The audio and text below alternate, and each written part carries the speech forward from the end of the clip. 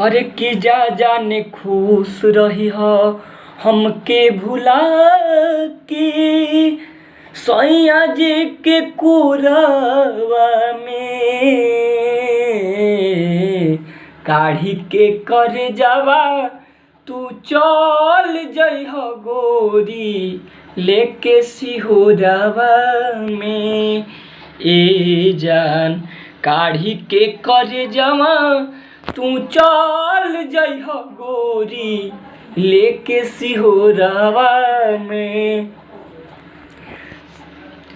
नमस्कार प्रणाम, हम गायक अर्पित सिंह राजा छोट मोट गायक बानी। हमारे यूट्यूब चैनल के आप लोग सब्सक्राइब करिए और इतना कर दीजिए कि हम भी कुछ कलाकार हैं।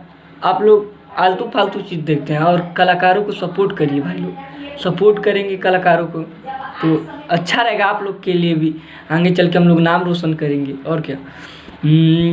अरे कि तोहरा शादी के कवनो सगुन भेज दी, तोहरा शादी के कवनो सगुन भेज दी, मेहदी कम पड़ता तो कह खून भेज दी, मेहदी कम पड़ता तो बोल खून भेज दी।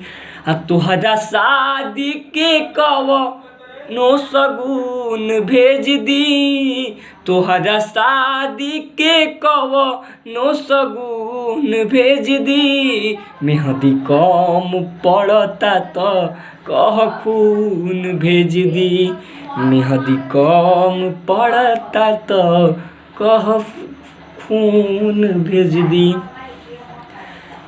और एक ठे गोलू राजा का गाना रहे, अरे हई उठावा के ललिया आ कनवा की बलिया, अरे अखिया के तोहरा खजारावा, कि एहो धन पागल बनवले बाना की के नथुनिया, आ सिनवा के तोहरा सिंगारवा।